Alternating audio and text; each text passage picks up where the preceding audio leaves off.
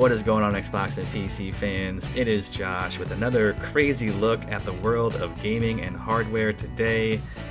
I'm going to take a quick roll through the gaming news first, stopping by on some Xbox hardware updates, and then it's on to the crazy and seemingly forever chaotic world of PC hardware. More GPU news, all-in-one console-size monsters for VR, and the always fun speculation. Let's go.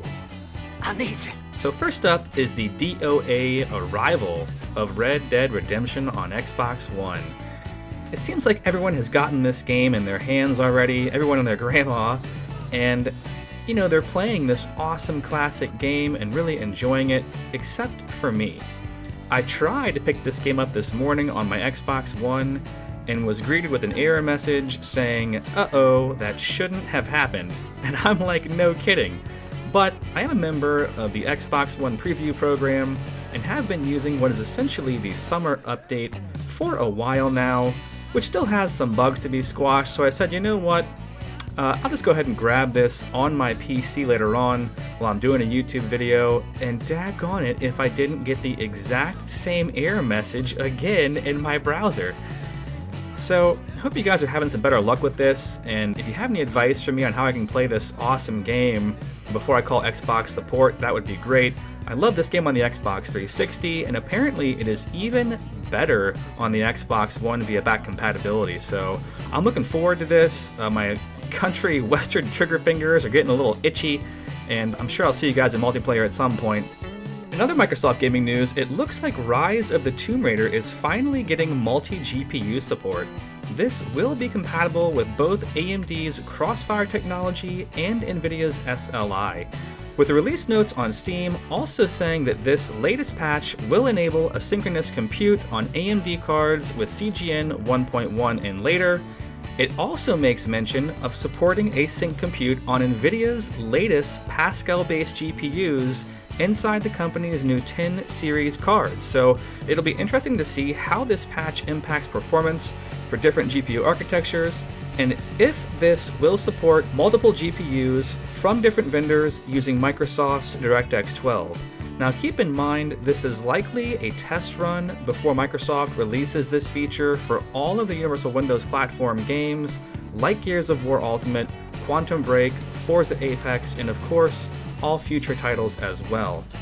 Moving on to Xbox hardware news, I just want to take a brief moment to point out that next month, people who buy an Xbox One S will essentially be getting a free hardware upgrade. The new, slimmer system from Microsoft will also upgrade all aspects of what we see on the screen.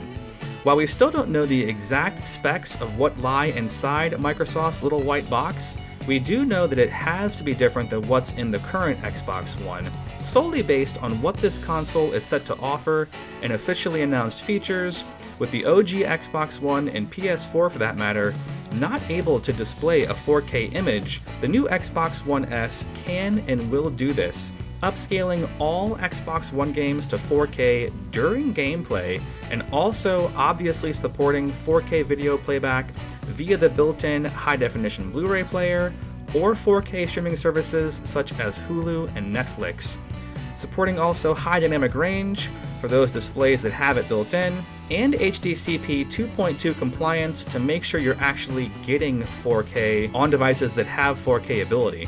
Regardless of what the exact specs on the GPU and CPU are in this smaller, whiter version, we do know that we'll be getting all of those features as well as a beefed up, more comfortable, and more capable controller. With textured grip, extended operating range, and Bluetooth built in, the new Xbox One S controller is the one to have, and using built-in Bluetooth on a laptop or other devices that have Bluetooth versus the old USB dongle will be far more convenient, far more compatible, less obtrusive, and oh yeah, completely free, which is always nice. Now, when this console was announced at E3, there was a little bit too much excitement in the air, I think, which I totally get. E3 is like Christmas for gamers.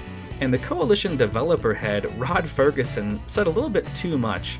In an interview given at the show, he stated that Gears of War 4 would run smoother and with less frame time issues, aka better frame rates, or at least better consistency, on the new Xbox One S. So it seems like we'll be getting a performance boost on top of the 4K Blu-ray player, better controller, built-in IR blaster, etc., all while keeping the same MSRP essentially, with prices starting off at just $20 more than the currently discounted price of the Xbox One original. At $299, where these Xbox One S's start, going as high as $399 for increased storage capacity. All of these units will include all of these amazing features, and they'll do it for about the same price as before. So in my opinion, that will be awesome, and I'm looking forward to it. And that is it for gaming news, ladies and gents.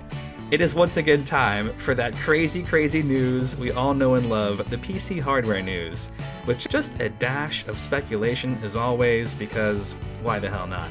So I'm going to get this out of the way pretty quickly, as I don't want to be showing you any of this or responsible for someone else screwing this up. So there have been leaks of the VBIOS, like I said, for the RX 480. It's likely a copy of the same file that was sent out to reviewers to flash their cards from 8GB to 4 and back again, etc. But this, quote-unquote, should, and again, this is all you, should work for all reference boards, regardless of whose name is on the card, XFX, or Sapphire, or AMD, whomever. But those reference boards, 4GB or 8GB, should be the exact same physical card. So this VBIOS should work, and there is a way to flash your shiny new RX 480 as of now. So I'm a bit worried about this because there is no backup or secondary BIOS on these cards. So I'd recommend using extreme caution and a battery backup, just in case. If you have any brownouts, you don't want your computer turning off in the middle of a BIOS update, or your card is going to be completely just a brick that says Radeon on it. So use a battery backup unit, and take all caution when doing this, but links are in the description below. And if you do try this, let me know how it goes. Good luck to you. Moving on, NVIDIA has officially confirmed yesterday at their GTX 1060 unveiling event that the 6GB reference cards packing this new GPU will go on sale July the 19th for $299, with partner cards potentially starting as low as $249. It's unclear if that's referring to the 3GB versions or what, but I'll certainly let you know when I find out. Now, while this card looks to perform very, very close to, or even a little bit above, a stock RX 480, it does appear to have some unique advantages as well, such as better performance in VR and also lower power consumption, which could come in handy for those folks with lower power PSUs that are still hungry for great graphics in their games. A couple of drawbacks, of course, nothing is perfect, but the lack of SLI support or multi-card support, or at least regular physical SLI bridge, is not there. Now, this may be possible in the future using something like DirectX 12's new explicit multi-adapter support, possibly, maybe. Of course, this does nothing for my main hang-up on the GTX 1060, which is, of course, the lower VRAM amount on the 3GB models. I'm just not digging that at all, so I wouldn't recommend those cards, but if you're only gaming on 1080p or 900p or something like that, and using modest settings, that might be okay for you, but I still wouldn't recommend it. Either way, this release from NVIDIA should heat up competition in the middle of the market, all while their competitor looks to cool things down with their latest driver release. The much talked about issue of power draw from AMD's latest reference cards, the RX 480 cards, have the company releasing a driver update to address that issue just a few days later. And it seems to have worked and then some. And it was Tom's Hardware that initially was responsible for finding this issue in the first place, and they've since gone on record quite a bit, clarifying their earlier article and giving a definitive conclusion for the new driver meant to rectify this issue. To sum up their words, this is out of a direct quote from them. They say, "We never implied in our launch article that components would be damaged, unless cheap, dirty, or outdated components are used, or if the card is not installed properly, potentially if the card were overclocked, etc."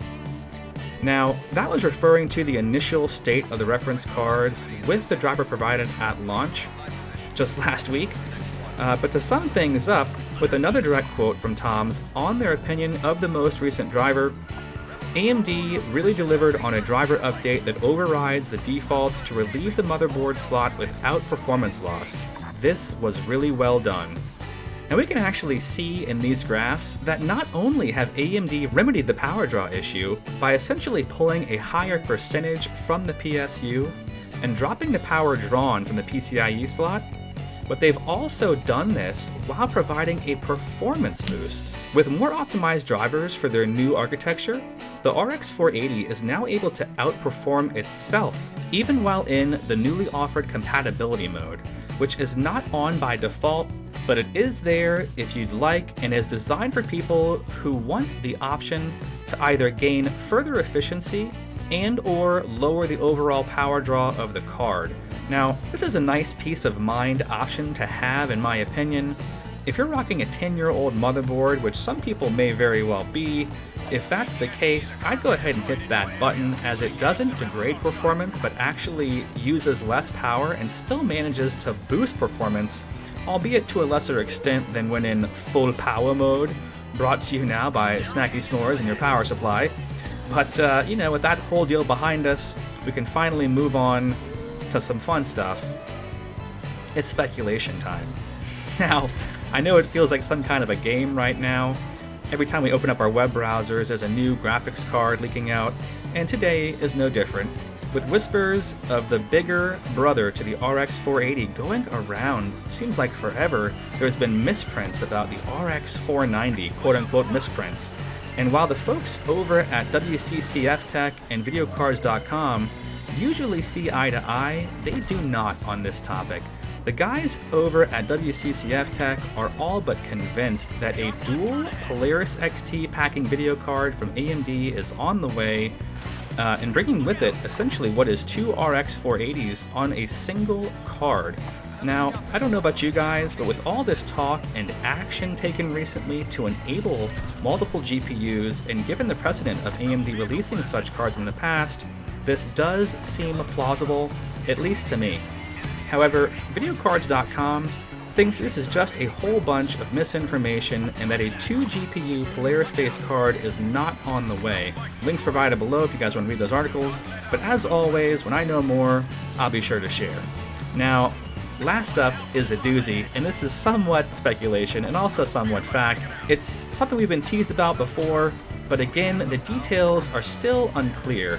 What is clear is that AMD are just about ready to ship out this new 12TFlop dual Fury X packing console-sized VR-ready PC with the help of Falcon Northwest. Codenamed Tiki, the exact component list, build options, etc. for these little red boxes are still unknown.